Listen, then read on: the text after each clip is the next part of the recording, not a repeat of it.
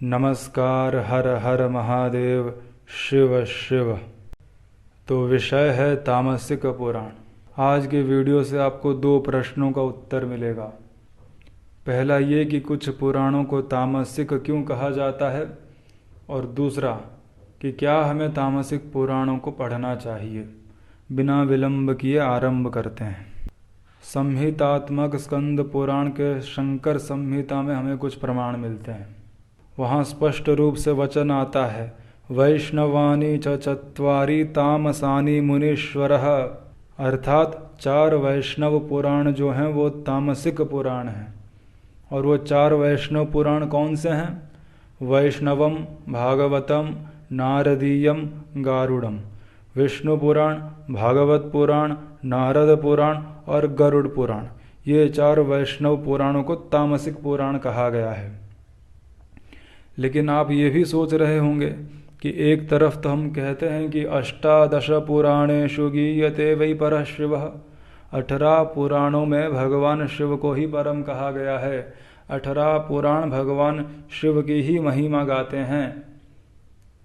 तो फिर ये तामसिक पुराण कहाँ से आ गए? विरोधाभास दिख रहा है। इसलिए आज हम अपने वीडियो में इन विरोधाभास शास्त्रों के वचनों का समन्वय करेंगे और आपको समझाएंगे कि किस प्रकार से ये दोनों बातें सही है। देखिए, हम श्री शिव महापुराण से आरंभ करते हैं। यहाँ भैया कार्तिकेय का वचन आता है कि महेश्वर की माया ने जिनके साथ छल किया है वही दूसरे शास्त्रों की ओर आकर्षित होकर भ्रम में पड़ते हैं। तो माया के जाल में पड़कर ही वो ऐसे शास्त्रों को पढ़ते हैं जहाँ पे भगवान शिव की महिमा कम है या शिव को सुप्रीम नहीं कहा गया है। ठीक है, न जानन्ति परम, वो भगवान शिव को नहीं जान पाते जो साक्षात प्रणव स्वरूप हैं, सगुण भी हैं, निर्गुण भी हैं और त्रिदेव के पिता हैं। और इन्हीं श्लोकों के आगे भैया कार्तिकेय अपना हाथ उठाकर बार बार सत्य करके कहते हैं कि चाहे प्रणव हो, श्रुति हो, स्मृति हो, पुराण हो या आगम हो, इन सभी शास्त्रों का सार भगवान शिव है। जिस शास्त्र का मत इसके विरुद्ध है वो मोह में डालने के लिए है। भगवान महेश्वर की माया से मोहित लोग ही उन शास्त्रों को पढ़ते हैं। और ये लक्षण तामसिक पुराण के हैं। वहाँ भगवान शिव की स्थिति आप बाहर से देखोगे तो कुछ ठीक नहीं है। वहाँ डेमीगॉड वगैरह को उच्च स्थान प्रदान किया गया है अगर आप बाहर से उसे देखेंगे तो। अब ऐसा ही एक वचन स्कंद पुराण में हमें प्राप्त होता है जहाँ पे कथा आती है कि वेद व्यास ने अपना हाथ उठाकर कह दिया कि सभी शास्त्रों का सार भगवान विष्णु है। ये वचन गलत था, गलत शपथ था, इसीलिए वेद व्यास भगवान का हाथ पैरालाइज हो गया। तब भगवान विष्णु आकर उनको बुद्धि देते हैं कि भैया कैसी मूर्खता कर रहे हो, क्या अपराध कर रहे हो, भगवान शिव सुप्रीम है। तब वेद व्यास जी को ये रियलाइज होता है कि हाँ, शिव ही सभी शास्त्रों के सार हैं। और जब भगवान वेद व्यास जी के अविद्या का नाश होता है, अज्ञानता का नाश होता है, जब उन्हें सत्य का बोध होता है, तब वो क्या कहते हैं? मैं श्री महेश्वर के अतिरिक्त किसी भगवान को नहीं जानता हूँ, किसी और देवता की स्तुति नहीं करता हूँ, मैं किसी और को नमस्कार नहीं करता हूँ, एकमात्र शिव ही परम है, ये सत्य है, सत्य है, सत्य। यहाँ पे भी बार बार सत्य करके वेद व्यास जी ने अपना रियलाइजेशन व्यक्त किया। तो इस कथा से भी यही सिद्ध होता है कि किसी डेमीगॉड को अगर आप सुप्रीम मानते हैं तो आप भ्रम में हैं, आप गलत दिशा में जा रहे हैं। और अगर आप तामसिक पुराण को पढ़ेंगे, हो सकता है आप भी इस प्रकार के भ्रम में पड़ जाए, सत्य से दूर हो जाए, इसीलिए उन्हें तामसिक कहा जाता है।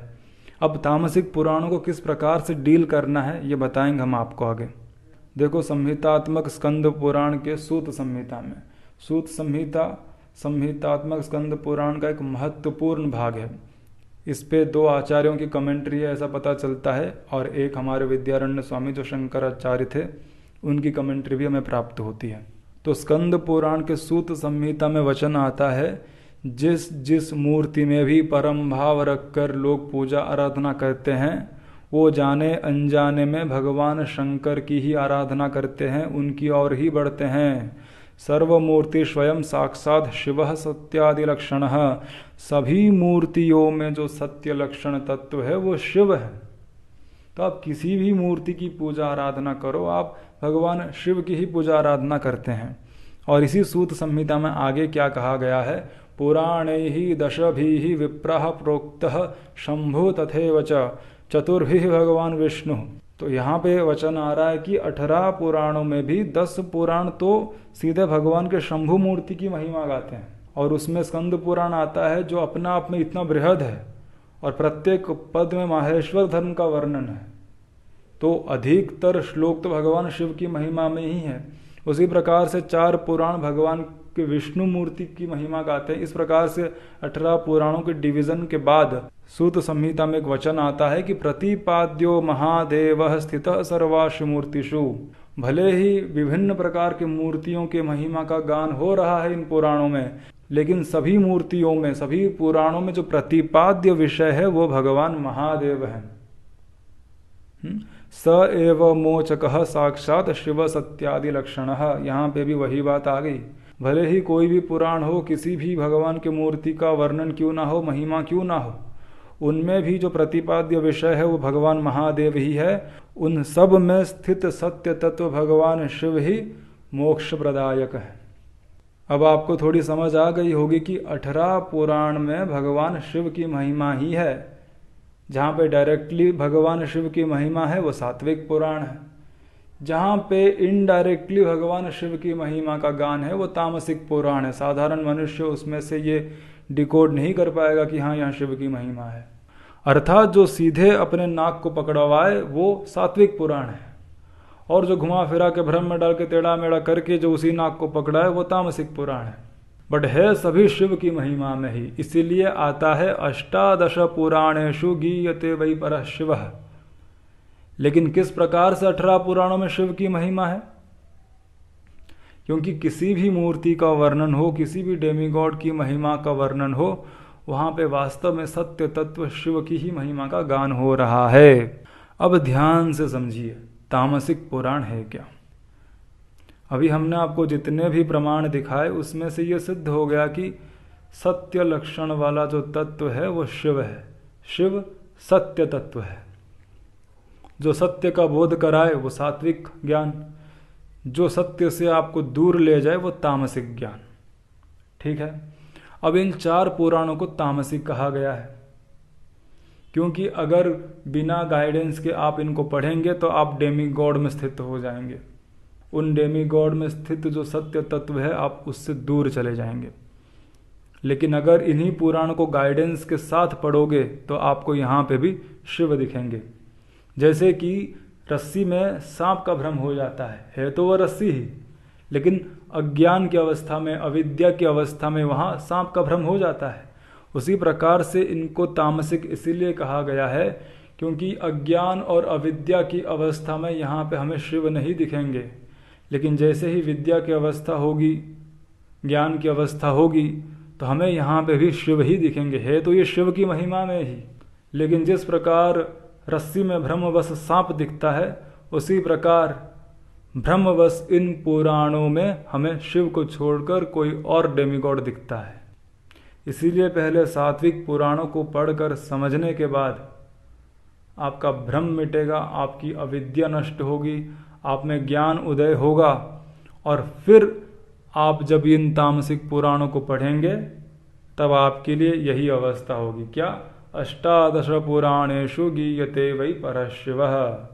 ब्रह्म सत्य जगन मिथ्या, जैसे कहते हैं हम, जगत मिथ्या है क्योंकि वास्तव में ब्रह्म ही है लेकिन जगत के रूप में भास रहा है। उसी प्रकार से इन तामसिक पुराणों में भी शिव ही है लेकिन दूसरे डेमीगॉड के रूप में भास रहे हैं। और वो जो भासना है ना, वो अधिकतर लोगों को भ्रम में डाल देगा अगर उसे शिव तत्व का ज्ञान नहीं होगा तो। इसीलिए आप शैव पुराणों तक ही सीमित रहे। वो वेद सम्मत शास्त्र हैं, उन्हें पढ़कर आप सत्य के मार्ग पर चलेंगे। शिव तत्व को प्राप्त करने के लिए आप योग्य हो जाएंगे।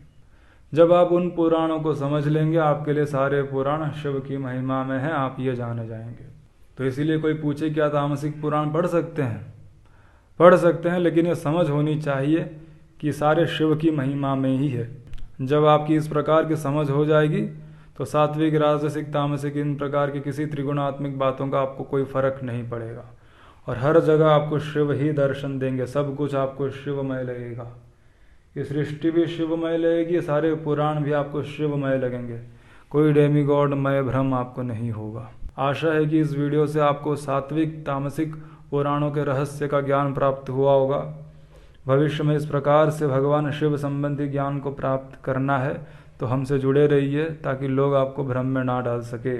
परम शैवाचार्य भगवान शंकराचार्य जी को मेरा दंडवत प्रणाम। शिव शिव।